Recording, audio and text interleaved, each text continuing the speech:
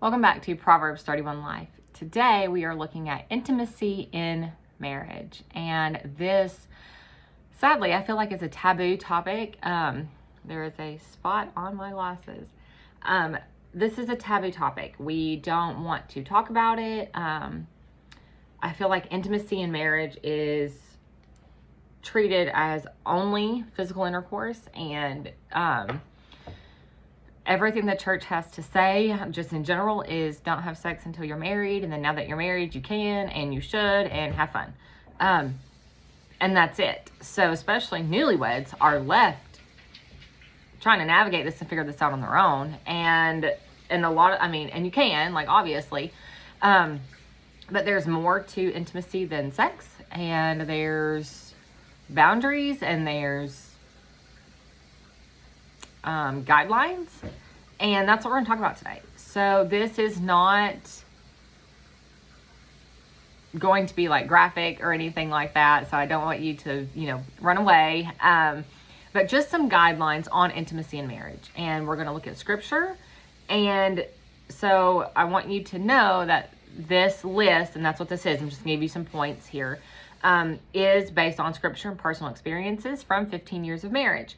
They are general guidelines to help your intimacy thrive rather than just barely survive. And this is also on the understanding of mutual respect, okay? If one spouse is sick, recovering from surgery, childbirth, physical limitations, it's her time of the month, it's whatever the thing could be. We're not forcing, we're not pushing, okay? We're not just saying, hey, you have to do this because I want this. So we're on mutual respect of being kind, being understanding, and saying like, hey, I know you don't feel like it right now. We're okay. Or hey, do you feel like it? Whatever it is. But also remember that intimacy is more than sex. So that's some things that we're going to look at today. And I wanted to share this, especially now as we're coming into the holiday season. This is the most stressful time of year nationwide. Like, if you take a poll, this is the most stressful time of year. You're coming into Thanksgiving, Halloween, Christmas. A lot of couples don't agree on religion. They don't agree on money. They don't agree on debt. They don't agree on boundaries and traditions. So right now, people are already starting to talk about, how are we celebrating Halloween? Are we celebrating Halloween? One person says yes. One spouse says no, I don't want to. I don't like it. Yes, we should. Thanksgiving, Christmas, well, where are we going? Are we seeing your family, my family? How much are we spending? Are we using the credit cards? Are we not? So there's a lot of discussion in the homes right now, and lots of disagreements, and maybe even arguing and different things. And intimacy gets left on the back burner because we leave intimacy to be mood dependent. So that is going to increase the tension in the home, because now you and your spouse are not connecting at all.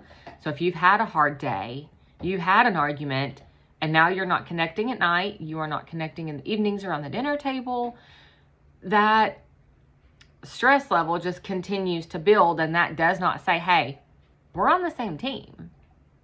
You're doing this. You're fighting rather than coming together. So first of all, your spouse is not your enemy. Okay? Satan is. He is the only enemy. And God makes that clear, that our enemy is not flesh and blood. So don't let Satan have a door in this holiday season to ruining your holiday, stressing your marriage. Your kids do not care how much money you spend on them. They do not care about the lavish vacations. They want a happy home, and they want mom and dad to be on the same page. That's what your kids want. So we are going to look at some things today about this. So these really just are some bullet points. There's not a lot of explanation with them, and this is on my blog if you want to go back and read this, write down some things. I did not put specific scripture next to them. I think it's 1 Corinthians 7 talks a lot about this. But also, since this is not just sex, Ephesians 4:32, bear ye one another, not bear ye one another's burdens, but treating each other with love, forgiving, preferring one another, all those things. This all goes together, okay? So it's kind of all that. So first, intimacy is more than sex. That's what we've said. 2, intimacy requires honest, kind, and vulnerable communication. If you are not being kind and honest to your spouse, they will not be vulnerable with you. and the first time they are vulnerable and you react in an unkind, unloving way, they will shut down and not do that again. Okay? So if you are not speaking with kindness, love, honesty, there's not going to be any trust there. And if there's no trust, a lot of the time, then there's no sex. If you and your spouse cannot be one flesh during the day on basic things like conversation, then you're not building for anything else. You have no good foundation for the other things to come with.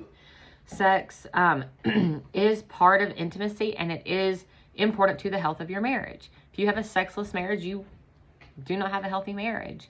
And like I said, I'm not talking about it's been 6 weeks since we've had a baby or surgery or anything like that. But if you're getting months in and we're not talking about it, there's no desire, there's no whatever, maybe we're not even sleeping in the same bed, in the same room, your marriage is falling apart. Okay, I understand there's some physical things, someone's got a CPAP or whatever, but you should be doing whatever you can in your power to make this work to the best of your ability. Connection, oneness, you and your spouse are one flesh. How you treat your spouse, is that how you want to be treated? Is that how you would treat yourself? Then don't do it, okay? Scripture makes this pretty clear. Sex is not a bargaining chip. This is not, oh, well, since you took the trash out, I guess I will. This is not, oh, if you do the things that I want, you complete that honey-do list, then I will. That's not how this works at all. Sex is not only for procreation, okay? It is meant to be enjoyed. Intimacy is not just for the bedroom. This is all the time. Holding hands in the car. You know, your husband comes to give you a kiss on the cheek while you're cooking dinner. If you are pulling away from those things, you are deconstructing the intimacy that he is trying to build. And you're telling him, I'm not interested, don't touch me, get off me. You're rejecting him, and it is hurting him, and it's hurting your marriage. I understand not everyone is physical touch and wants to be touched and lovey-dovey and all those things, and that's okay. But you need to clearly communicate that to him. If this is the extent of your communication, just you pulling away, he is getting the symptom of, she doesn't love me, she's not interested in me, she doesn't desire me, and he's going to pull away, and there's going to be issues, okay? Clearly communicate. You should, hey, please stop. It's okay. Okay, I need you. It's okay. I need you to go get dressed for the day. Right now. I don't even know what you should not have deeper intimacy with someone else other than your spouse in any area. My best friend and I are best friends. We are practically sisters, and there's lots of things that she knows that nobody else knows. But there is nothing that she knows that my husband does not know. Okay? Your spouse should be your best friend. They should be the first person you go to. The only person outside of your spouse you should be going to is the Lord. He is the only one that takes precedence over your spouse, not anyone else, not anything else. Know your spouse's needs and meet them. It might be quality time, conversation, acts of service, whatever their love language is, whatever their needs are, and those things will change. One day they might just had a bad day at work and they just need some quiet time. They want to sit and watch TV in peace. They don't want to talk. They just want to kind of be left alone. They're not mad at you. They're trying to de-stress. Don't take it personally, but give them that space. They might come home tomorrow and life's great and they want to be together. They want to cuddle. They want a date night. They want to do all the things. Just recognize what those needs are. And this is for both parties. This is not just one way. Don't jump in the comments burning me at the stake that, well, what about the husband? Both of you need to be aware of each other's emotional, mental, physical needs, okay? Find a way to connect daily. For us, one of the easiest ways to do this is at night when the kids are in bed. We've got that quiet time. We are alone. This could be just during the day. Maybe you call each other on your lunch break. I stay home. My husband works. So maybe it's, he calls me and we talk just about every day, more than once. And then we still connect at night. So set that time aside, wherever it is. Maybe you've decided we're going to get up in the morning before the kids. And we're just going to sit together and have some coffee, talk about our day, talk about how things are going, maybe our plans for the weekend. Maybe we're going to do our devotions and Bible study together. Whatever it is, set that time aside. This choosing to set your time aside is saying, I want to connect with you. You are important to me. We're setting aside any trouble, because ours is at night. We're setting aside any troubles from the day, and we are doing this. My husband pokes at me and he's like, this is a matter of pride for you. It is, because it's been 6.5 years of our nightly thing of coming together, putting aside, and it's not sex, it's putting together or putting aside whatever issues were from the day. If we had a disagreement today, that nightly thing is still going to be there. It's still going to happen. We're still going to connect, and we're still going to talk, and we are still going to be here. We don't sleep separately. There is no, well, you're sleeping on the couch tonight. That chance, like, I need to sleep, so you better come over here and get in this bed so I can sleep. And we're both the same way. We might not touch, we might not cuddle, but you are going to be here. So it's just simple things like that, and it might seem silly, but we are decreasing those possible chances of creating division and space and separation in our marriage. And again, all of these are not going to apply exactly to the same person or to every marriage the exact same way. These are just concepts, okay? So sex should be enjoyable, safe, and consensual. That is a lot like what we talked about before. If someone is, recovering or not in the mood or whatever, then you need to talk about that. Pain, I do not know why I have to say this, because I thought everybody knew this, but they don't. Sex should not be painful. This is not normal. You need to seek medical care. A lot of women have hormonal, physical issues, and they think that pain during sex is normal. They're just trying to grin and bear it for his sake. Is not normal, okay? Go to your doctor. Go to 2 doctors. Get a second opinion. Whatever it is, take the steps to make this better, because this is not normal. Do not live like this, okay? Sex is not dirty within the bounds of marriage. It is not perverted. It is not unbiblical, okay? Enjoy it often. If you need, back to the pain thing, lubrication, and you need to use some sort of lubricant, it's okay. Use it. Do it. No, I need you to please stop. Please go. There are things that are sin. It is, and these sinful things, pornography is not going to help your sex life. It's not going to spice it up. It's not going to help. It is going to cause division and problems, and you are giving Satan an open door into your marriage. Please do not do this. It's not worth it. It's not worth the risk, okay? If your spouse asks you not to share certain details of your marriage, respect this. Your marriage, your intimate life, your hobbies, habits, whatever it is, their trust is the most important thing. Not everybody needs to be in your business. Privacy is power, okay? No one can mess up things that they don't know about. Have conversations about your expectations, whether it's chores in the house, whether it's how we pay bills, whether it's intimacy, whether it's parenting. Unsaid expectations will remain as unmet expectations. You cannot get mad at your spouse for meeting your expectations when they don't even know those expectations exist. Be open, be clear, be respectful. Have these conversations. It might be hard, it might be awkward. The more you talk about these things, the easier it will get. But if you don't start, it won't happen. Do not fake enjoyment, pleasure, or headaches. Don't fake it at all. Don't use it as, oh, I've got a headache, so we're not going to tonight, or I've got a headache, I don't want to cook dinner, why can't you? You're lying to your spouse, okay? This is not building trust. Don't do it. Do not lie to them. Be willing to try new things. Maybe it's, your spouse says, well, why don't we have dinner, a date night once a week? And you're like, I don't know. Try it. Do it. Maybe it's new intimate things. Maybe it's whatever the thing is. A lot of this is going back to physical intimacy. So I'm trying to expand out of that, but a lot of this does go back to that. Be open to revisiting things you did not like initially. Maybe you tried a position, maybe you tried something, a conversation, and you just, I don't like this is uncomfortable, I don't want to do it. Revisit it. Wait a week or 2, a month, and okay, can we try to have this conversation again? Can we try this new thing again? Don't say no and completely throw it out just because the first time it wasn't great and wonderful and perfect, okay? Be mindful of your spouse. Women are like crock pots and men are like microwaves. This is not a demeaning thing. This is real. This is something you need to be aware of. It's going to help you.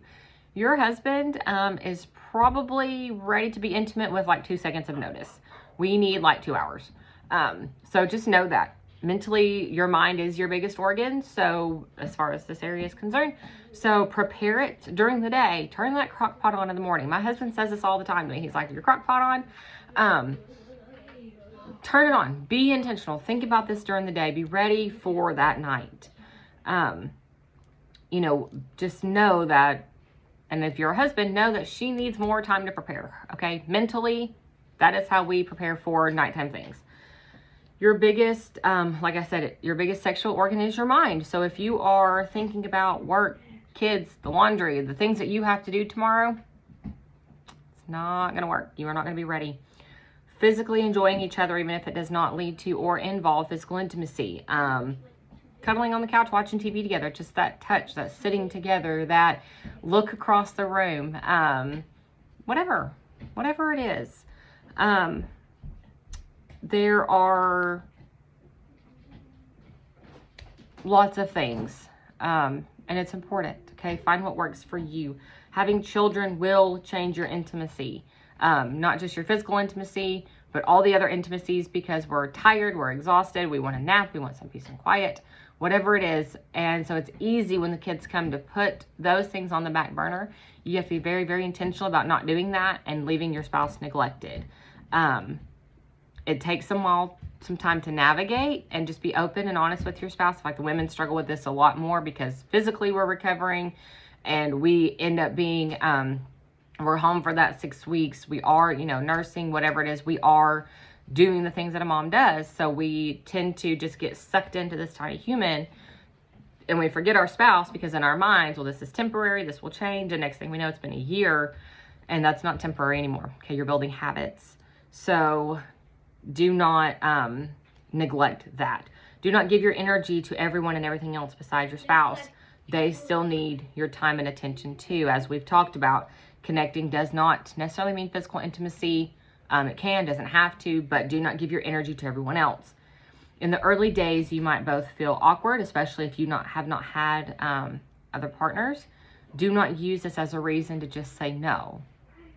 Be open, take your time, work through that. It will get better. I promise it does. Say yes more than you say no to everything, to sex, to date nights, to come sit by me on the couch. Whatever it is. It is very rare that our kids sit between us. Our kids don't sit between us at church, sitting on the couch watching a movie. The kids, sit by dad while I'm finishing up whatever I'm doing. But when I come in here to come sit down, they move. It's just a small thing that says we're sitting together, we're connecting. It's mom and dad. We're a team. We're on the same front, and our relationship is the most important. That's just how things work for us. So think about these things, use them to grow, and it's not overnight, okay? But if you don't work on it, you're never gonna get better. You're never gonna get better at saying yes if you just keep saying no because I don't feel like it. It's easy to not feel like having a date night, but taking that time to connect is more important. We are not to live by feelings. Okay, we live by principles, we live by truths, we live by lots of different things. Are there times that your feelings get in the way? If your dog died or your parent died or your sibling died, no, I'm not going to feel like getting dressed up and having a date night, being aware of things like that, obviously, but say yes more than you say no. Until next time, stay in the Word, stay close to the shepherd, and let Him lead you in paths of righteousness.